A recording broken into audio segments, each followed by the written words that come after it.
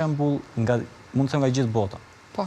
Dhe pikërisht besoj se ka momenti që një organizatë solide të jetë advokati, mund të jetë zëri i këtyre shqiptarëve. Pra këta njerëz të ndjehen përfaqësuar denjësisht.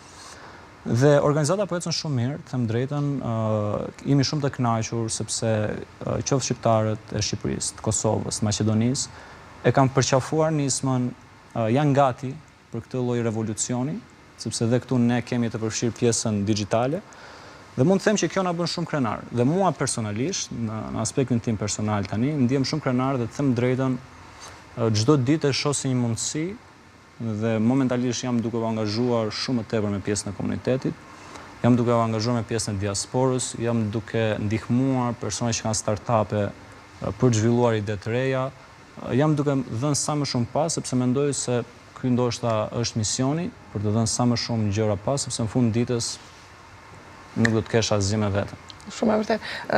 Ke patur edhe çmime në ndërkohë, pa dashur të hy pjesës së sfidave që po besoj asnjë rrugtim nuk është pa ato shkalla që duhet ngjitur e zbritur. Ti edhe tregove që nga fillimi që nga portali i cili është mbyllur, ndoshta jo në mënyrën e duhur apo diçka e tillë, gjithsesi edhe këto pjesët e tjera të cilat të kanë bërë të ngritesh profesionalisht. Gjatë gjithë kësaj që më tregove pak më herët, një pyetje vazhdoi ngacmon tek kështu në trurin tim, lider lind apo bëhesh?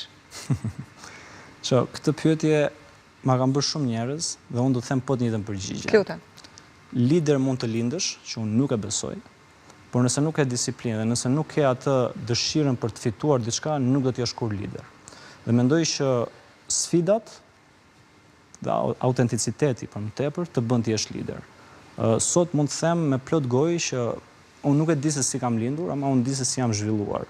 Dhe mënyra se si unë jam zhvilluar vjen pikërisht për këtyre sfidave. Kështu që për këtë mendoj se më shumë bëhesh se sa lind. Paktën kështu e mendoj unë personalisht nga eksperiencat e mia personale. Cili është synimi kryesor i Business Network Albania dhe çfarë po të lidh tani me Kosovën, me qenë se të kemi edhe sot këtu? Kosova më pëlqen shumë, ka një energji shumë të mirë. Unë e quaj Shqipërinë dhe Kosovën një vend ku çdo gjë që ndodh në Shqipëri duhet ndodhë dhe në Kosovë dhe anasjellta, çdo gjë që ndodh në Kosovë duhet vitë në Shqipëri për një arsye të vetme. Ne flasim një gjuhë dhe unë mendoj se në biznes identiteti është pika kyçe. Pra ti në një biznes ku flet shqip, flet një gjuhë, ke të njëjtën histori, sepse ka të bëjë shumë historia nga ku ti vjen, besoj se mund të arrish sukses më shpejt. Dhe në këtë formë nuk e kam parë kur, domethënë të ndarë gjën, gjatë gjithë kohës kam pasur shumë miqësi, shumë shoqëri shqiptar të Kosovës, dhe së fundi organizata është duke bërë bashkë çdo lloj shqiptari në diasporë, përfshirë këtu dhe shqiptar të Kosovës, të cilët mund të them janë masivisht duke kontribuar, pra po japin ide, po japin perspektiva, po bëhen antar. Dhe kemi gjithashtu dhe disa persona që janë në Kosovë, të cilët janë bërë antar të organizatës, që po kërkojnë mundësi të reja në tregun global, pasi ajo çfarë organizata ka në qelizën e saj, është lëvizja e kapitalit të diasporës, pra gjithë këtë potencial që ne kemi që janë numra relativisht shumë të lartë për një vend, sepse Shqipëria dhe Kosova gjithmonë promovohen si një vend shumë i vogël, por në të vërtetë ka një potencial të jashtëzakonshëm. Dhe profesionistët, cilët janë në nivel drejtuesi, janë në numra shumë të larta. Dhe ajo çfarë ka munguar, ka qenë gjithmonë ky ekuacioni B të lidhur me ekuacionin A, që është vendi jon lokal.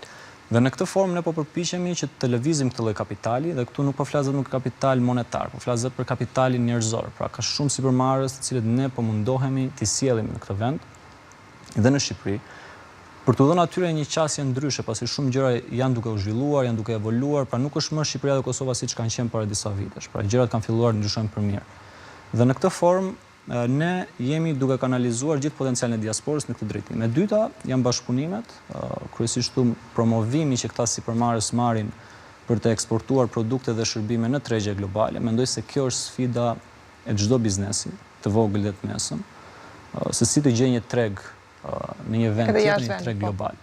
Dhe këtë ne jemi duke bërë nëpërmjet një platforme online, që është e organizatës tonë, por edhe nëpërmjet forumeve, konferencave, eventeve, dhe mbi të gjithave kontakteve tona. Besoj shumë se një organizatë të mirë e bën padyshim misioni.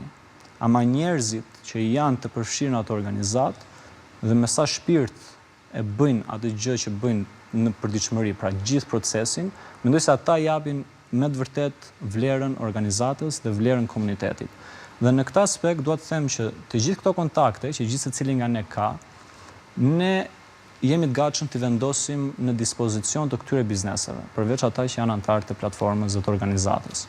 Dhe e treta, shumë e rëndësishme, janë investitorët e huaj global dhe organizata globale, të cilat ne jemi duke i sjellë në Shqipëri, duke u ofruar analiza tregu, duke ofruar mundësi, duke u ofruar mënyra të ndryshme se si mund të investojnë, pra kush është një startup që mund të investojnë, apo një industri që duhet të drejtohen. Pra, në këtë formë, të treja këto qëllime, po them, kanë një mërës përbashkët, që është rritja ekonomike e Shqipërisë dhe Kosovës dhe një përfaqësim dinjitoz në diasporë. Pra, unë jo më larg se para disa ditësh kemi qenë në Berlin dhe në Vjenë dhe mund të them shumë shkurt këtë, që kam takuar persona aq të suksesshëm, sa them e vete, nëse këta persona do të kishin lindur në Amerikë, sot mund të ishin të përfolur mediatikisht si Elon Musk, mund të kishin marrë fonde pafund, por vetëm fakti që këta janë shqiptar, mund të paragjykohen dhe mund mos të përfaqësohen